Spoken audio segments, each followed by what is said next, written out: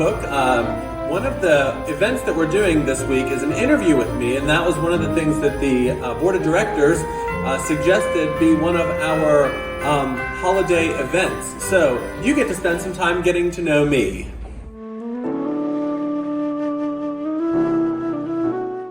So the first question is a little bit about me and my history. So I graduated from Bel Air High School in Bel Air, Ohio. Following my graduation, I went to West Liberty University outside of Wheeling, West Virginia, and I majored in music education.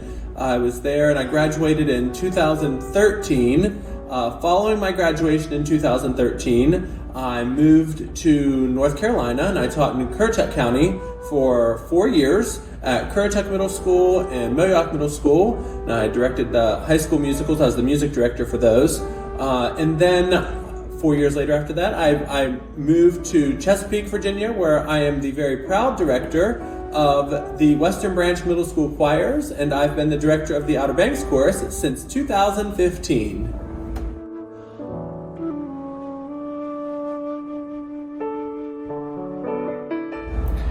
Favorite drink at Starbucks, so it depends on the season. However, I do love just a normal coffee with a little bit of cream. But in the summer months, I love my caramel ribbon crunch frappuccino or just a hot tea, depending on how stressful my day with middle schoolers was. I sometimes tea and honey is needed to get me through 2 more hours of singing.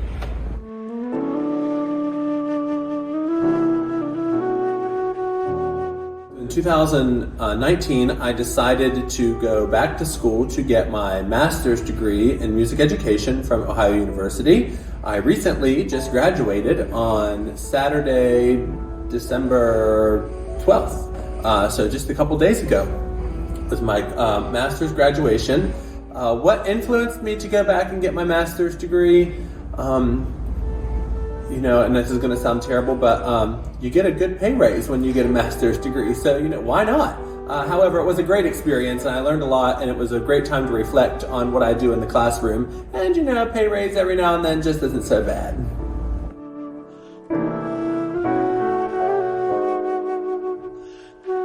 So I was sitting in my classroom at Currituck County Middle School, and an email came across my computer from Nell Long, who is still a member, and you're going to hear a solo from her later this week. Spoiler alert, make sure you tune in Sunday night. And she sent an email asking if I would be interested in the director's position for the Outer Banks Chorus. Well, at the time, I had no idea what the Outer Banks Chorus was. I had no idea that it was even a thing.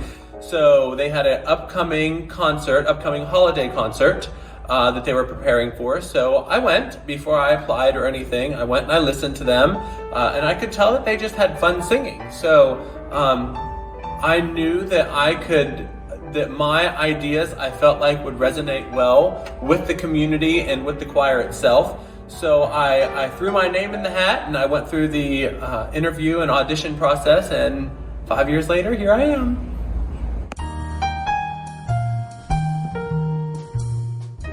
There's a lot that we take for granted as music teachers and as musicians, especially when a pandemic hits and it really stops your world. However, I think what drives me the most is the ability to give people the opportunity to be part of something that is bigger than themselves. So, it's singing in a choir is not just singing by yourself. It's learning teamwork and collaboration and just an appreciation for music that you wouldn't get just by being a solo artist. So to me, I feel like giving people the opportunity and knowing that when they leave rehearsal, they're uplifted and that they are in a better place than they came into rehearsal. I think that's what drives me and my goal to just use music to change the world.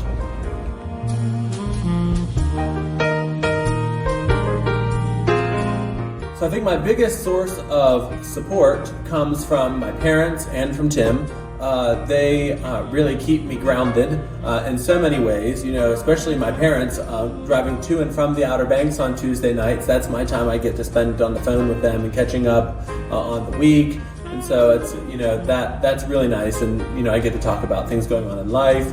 And I think just ever since I was in middle school band, that's where it all started. My mom and dad and my stepmom have always been so supportive of my journey as a musician.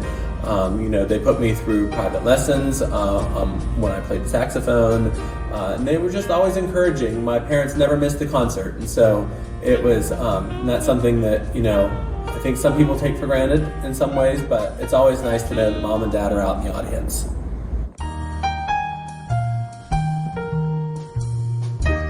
For mentors, well, I've had a lot. I went through all of my public school music teachers. I mean, just some of the best: Mrs. Elodie, Mr. Reed, Mr. Lucas, Mrs. Dool, Mr. White. I just had Mr. Z. I had some of the greatest public school music teachers, and I know that they played a huge part in helping shape me as a musician today and as a teacher. When I went to college, again, amazing teachers. When I was in college, Dr. Cowan, Dr. Gay, Mr. Dieger, the best. And there's so many countless names that I'm thinking on the fly right now, and I know I'm missing somebody, and please do not be offended. The one that I think that is a credit to me landing in the middle school, and I tell everybody who will listen, is Mrs. Jingle, the best. She is the reason I teach middle school music. So she is one of the most inspirational people that I've ever met, and one of the most inspirational just people in the world. She's going to yell at me for saying that, but she is just the absolute best. And I know that I am sitting in this school, Western Branch Middle School, right now because of the time that I spent student teaching with her.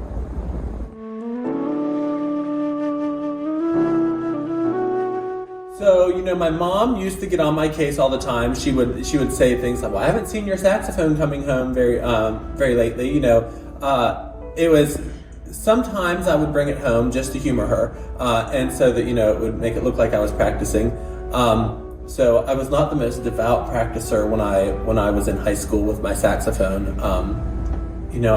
I got a lot of practice time in school. We had practice rooms and things like that. But sometimes just to appease mom, you have to do what you got to do and bring it home. So just so that she can still see that the saxophone is still a thing, and that I haven't traded it in for money for lunch or something like that.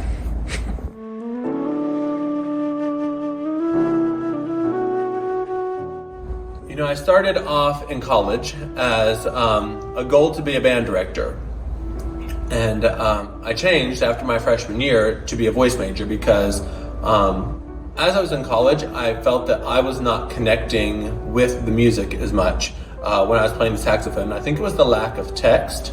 So I think that's what makes choral music so special, is that there is a text there that you can relate to, especially when you find a great song that is married to a great text. That's when you really have a great moment and a great opportunity to create a wonderful performance. So, and the second part of that question, what makes this form of performance special to you? I think the best part about the performance is after the performance, is seeing, you do all the dirty work getting ready for it. There's the blood, sweat, and tears that go into perfecting the music, and the repetition, do it again, and the frustration that goes into it. But then you perform it, and after you perform it, you see your hard work paid off, and just seeing from the director's standpoint, looking up at my singers and just seeing them, they just have a certain smile on their face after they've performed something that they've especially worked really hard on.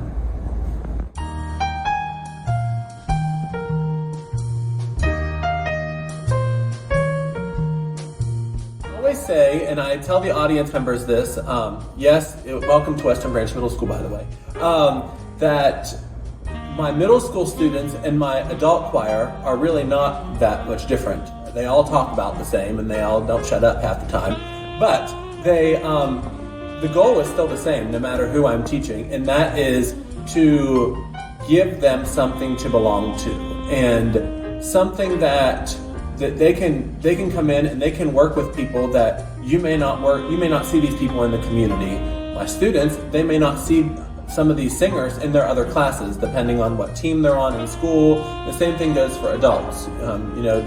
So for their time in my class or our time together in rehearsal with the Outer Banks Chorus, that's our time together. And that is our time to put all of our differences aside with the one common goal of we have to work together to make music.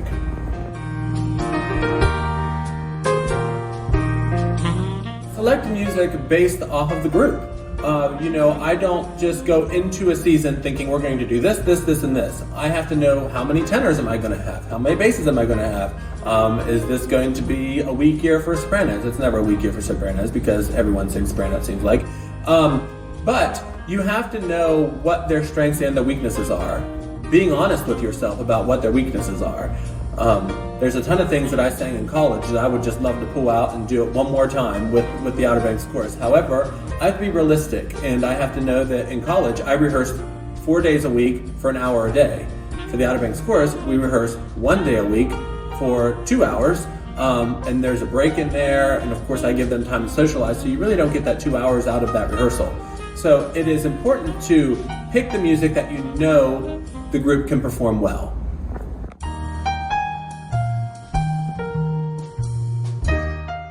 There's been so many performances that I think I look back on and I'm like, that was a great moment in that performance, or this performance, you heard the Vivaldi Gloria, that was my first masterwork that I ever conducted, and I know it was a lot of my chorus members' first time performing a masterwork, so there was a lot special to that. However, I don't think it's to any surprise that my favorite performance has definitely been the Broadway concert a couple years ago. It was fun.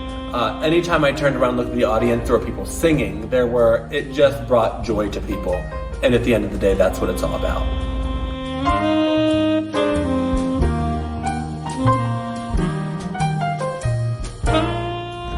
This one is the easiest question. What is my favorite thing to do on the Outer Banks? Eat! I love food, and I love all the great restaurants on the Outer Banks. You can't go wrong. So, that one's easy.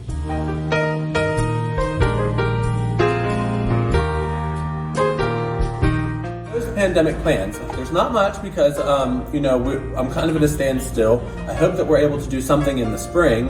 That's the end goal. However, next year will be our 35th anniversary, and as you remember from a few years ago, about 5 years ago, we did 4 years ago, we did our 30th anniversary concert with my choir at Moyock, and then we also used the First Flight High School and Currituck County High School Choir, and we did it at First Flight High School, and I feel like that was a turning point of so many things for the Outer Banks Chorus, because after that, enrollment started booming, and so, things just changed. So, I'm excited that next year we get to celebrate the end of a pandemic, hopefully, with a real bamboozler of a concert. I hope you enjoyed this time getting to know a little bit more about me. I thank the members for sending these questions to me, and I think it's important that I get to talk to you in this aspect instead of standing up on a podium and talking about the music, so you get to know a little bit more about me, and I look forward to seeing all of you at a future performance. And don't forget, tune in at 6:30 every night this week through Sunday, December 20th, for a new installment of the holidays with the Outer Banks Chorus, ending with December 20th with our new edition of the holiday virtual choir that you are not going to want to miss.